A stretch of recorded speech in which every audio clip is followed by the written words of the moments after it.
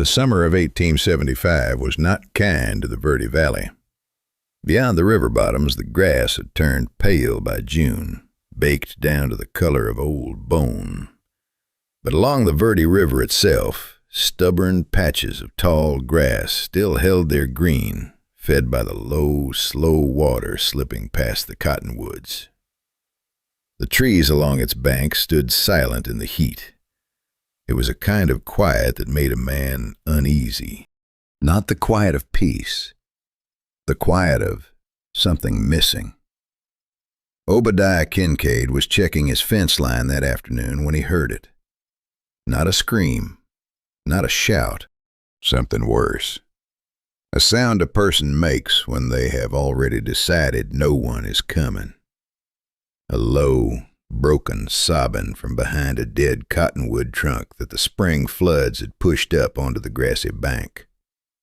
The tree was massive and bleached white, its roots clawing the air like fingers.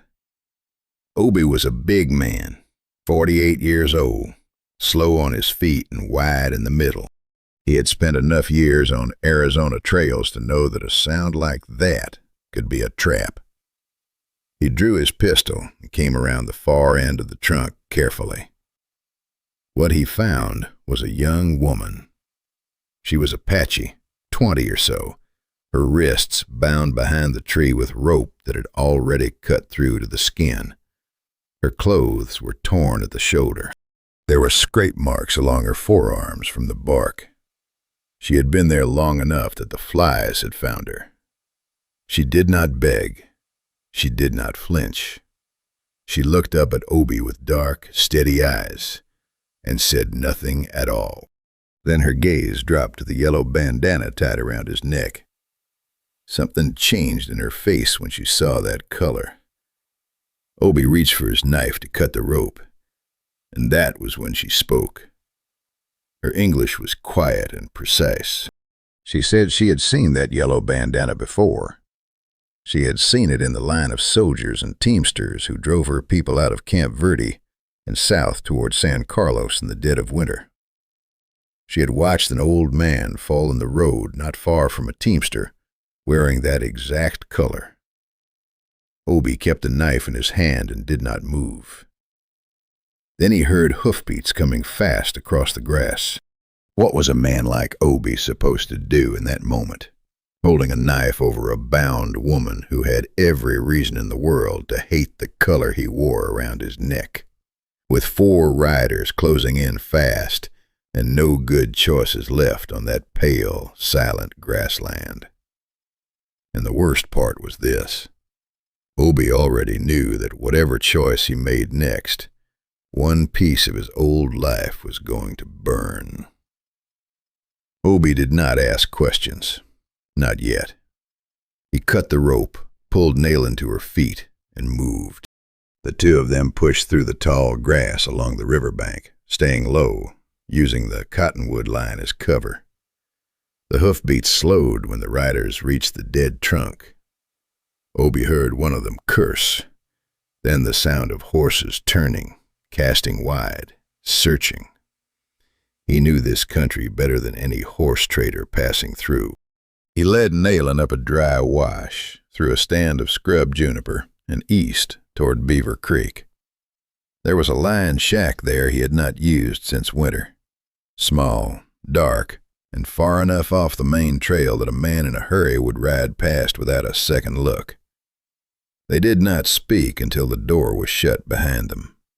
Nayland sat on the dirt floor with her back against the wall, cradling her wrists in her lap. The rope had left raw, angry marks on both of them. She did not look at Obie. She looked at the bandana. He noticed. He pulled it from his neck and set it on the wooden crate beside him. It did not help much. She already knew what she knew. He told her the truth because lying seemed pointless and cruel. He said he had worked as a teamster and civilian scout out of Camp Verde. Said he had not raised a hand against anyone during the removal, had not struck a man, had not turned anyone back who tried to rest. But he had guided the supply wagons. He had pointed out the safe ford crossings on the river. He had kept the whole operation moving, and he had told himself every mile of it that he was keeping things from getting worse. He said that out loud and then went quiet, because spoken plainly like that, it sounded exactly like what it was. Nayland was still for a long moment. Then she said that her brother had died on that march. He was 9 years old. He went down near a creek crossing east of Fossil Creek and did not get up again. The soldiers did not stop. Her mother had pulled a small string of beads from around his neck before they forced her back into the line. She had buried the beads in a scrap of his shirt under a flat stone at the base of a dead tree, because there was no time for anything more. Then the march moved on and the stone was left behind. Nayland had not walked out of San Carlos to cause trouble. She had not left to fight anyone. She had walked out of San Carlos in the summer heat with one purpose: to go back to that stone near Fossil Creek and finish what her mother could not. That was all she wanted. One small stone, one string of beads, one moment to do right by a 9-year-old boy who had deserved better than a road in winter. But she was carrying something else, too, something far more dangerous than grief. She had seen Lute Brannock kill a man, and Brannock knew it. What Nayland did not know yet was that the dead man had not been Brannock's only secret. He had left a trail behind him, and some of it was still tied to Obie's own past. If you have been walking this road with Obie and Nayland, and you feel the weight of what just passed between them, you are exactly the kind of person this channel was made for. We tell stories about ordinary people who found themselves at the edge of history and had to decide what kind of person they were going to be. If that means something to you, hit subscribe and stay with us. There is no better time than right now, at this exact moment in the story, to make sure you do not miss what comes next. Brannock came to the ranch the next morning like a man with paperwork on his side. He rode in ahead of his 3 men, easy in the saddle, hat pushed back, wearing the relaxed expression of someone who had never once been told no and did not expect today to be different. He was broad through the chest, maybe 40 years old, with the kind of face that had learned early how to look reasonable while saying unreasonable things. He told Obie there was a fugitive Apache woman moving through the valley. Said she had stolen a horse from a settler family south of the river and left a man with a broken arm when he tried to stop her. He said the Army had authorized contractors operating in the area to assist in her return to San Carlos. He said all of this in a calm, civic voice, like a man reading aloud from a document he had written himself. Obie listened. He looked at the horse Brannock had on a lead rope behind him. The brand on its left hip had been worked over recently, the original mark burned into something different, the edges still ragged and uneven. The blanket folded across its back was Army issue, the kind distributed to families being relocated south. Obie had handled enough of that material out of Camp Verde to recognize the weave. He told Brannock he had not seen any Apache woman. Brannock smiled the way men smile when they are deciding how much trouble you are worth. He said that was a shame. He said a man living alone out here, running a small operation, could not afford the kind of problems that came from sheltering a fugitive. He said the Army took a dim view of it. He said other things, too, quieter, meant to land beneath the level of a direct threat. Then he tipped his hat and rode out. But before he cleared the fence line, he turned in the saddle and said it plain. By sundown the next day, either the woman came out or the ranch burned down. His voice carried no anger when he said it. That was the part that stayed with Obie long after the hoofbeats faded. Because Obie had heard men make threats before. The dangerous ones were never the men who shouted. They were the ones who spoke softly and had already decided what they were willing to burn. That night, Obie woke to the sound of the door. Nayland was already gone. He found her a quarter-mile up the trail, moving fast and quiet through the dark, her torn sleeve tied tight around her wrists to keep the rope burns from catching on the brush. She did not stop when she heard him behind her. She said she would not let a man lose his land and his livelihood over a stone and a string of beads. She said she had been surviving on her own since before Fossil Creek, and she would manage the rest. Obie walked up beside her, matched her pace, and said 7 words. "I will not stand and watch again." Then he told her he had been silent once before in his life. He said that silence had cost more than he ever planned to pay.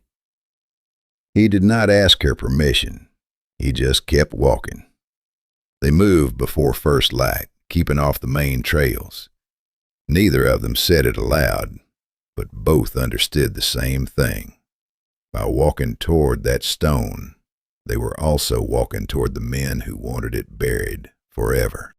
They took Obie's saddle horse and an old pack mare, but led them on foot through the washes so the tracks would not look like a clean riding trail.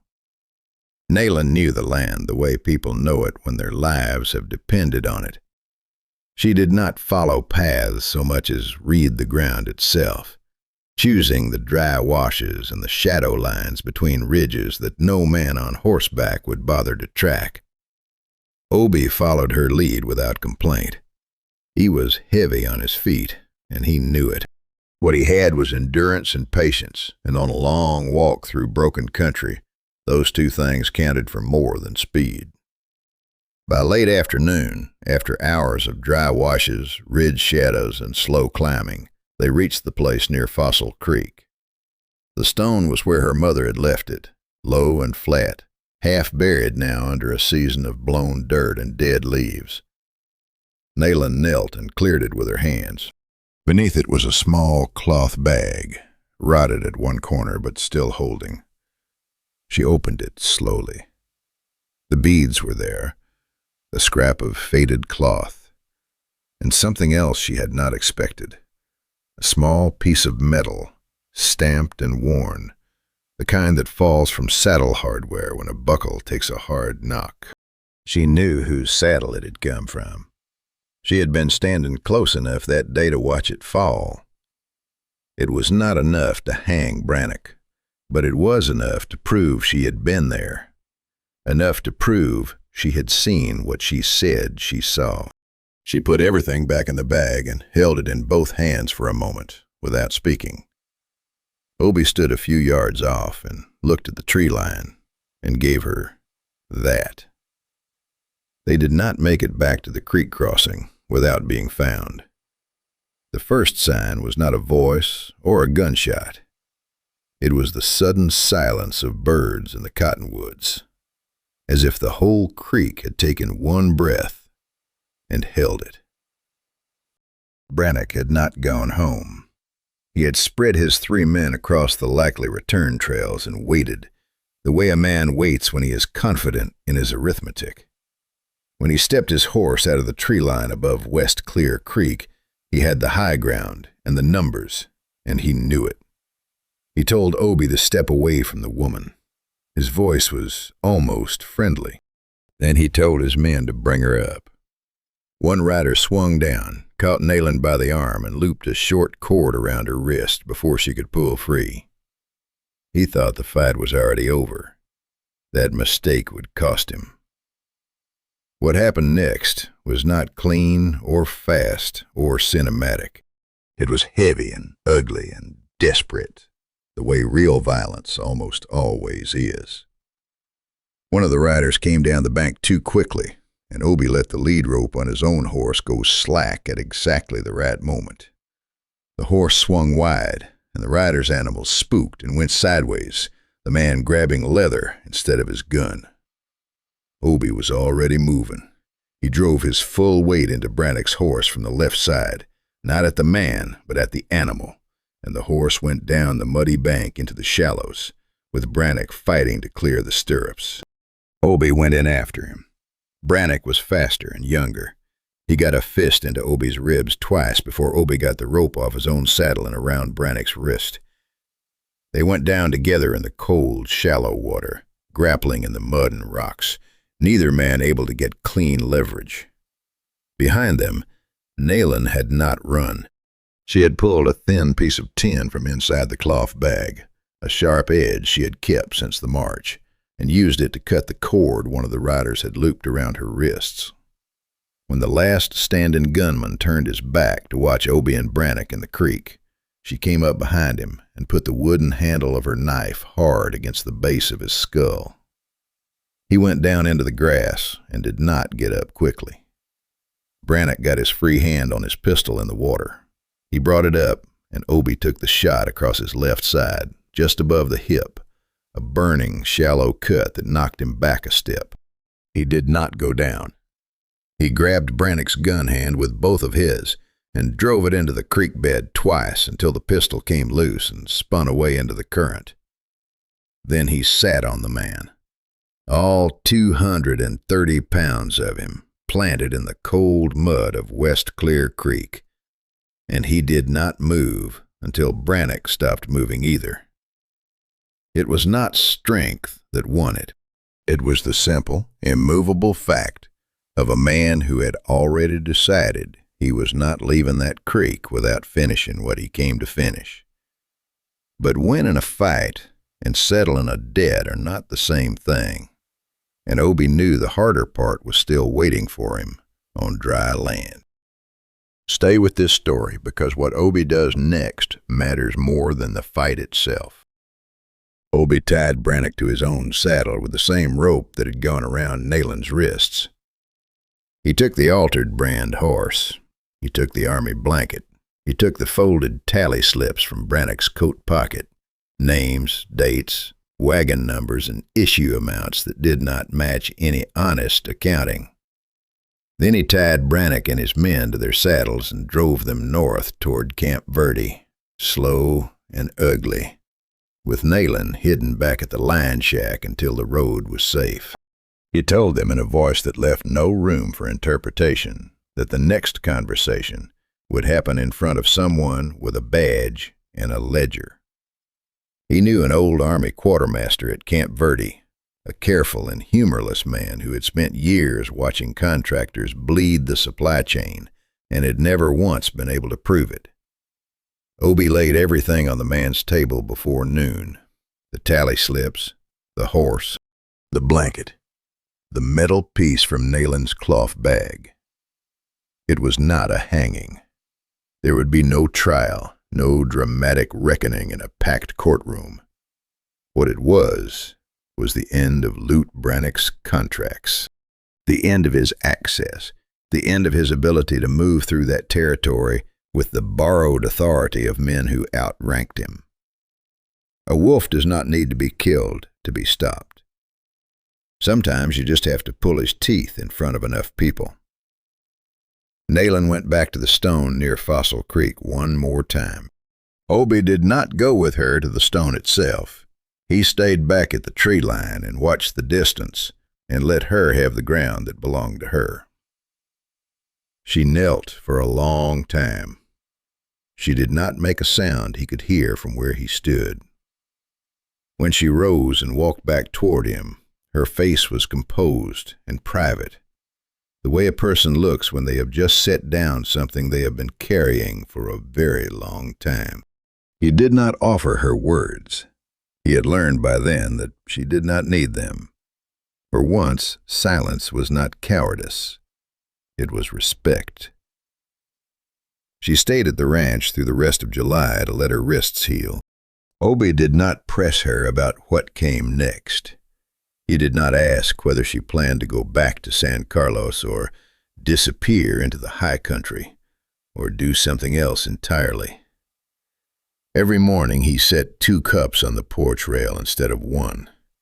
Every morning she came and took the second cup without ceremony, and they sat in the early light and listened to the creek and said very little.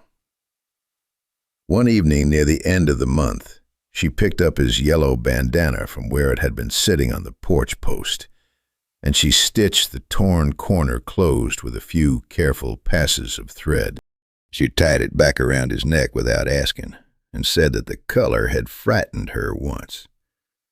She said she was not sure it frightened her anymore, but she said he owed it to that color to live in a way that would not make the next person afraid.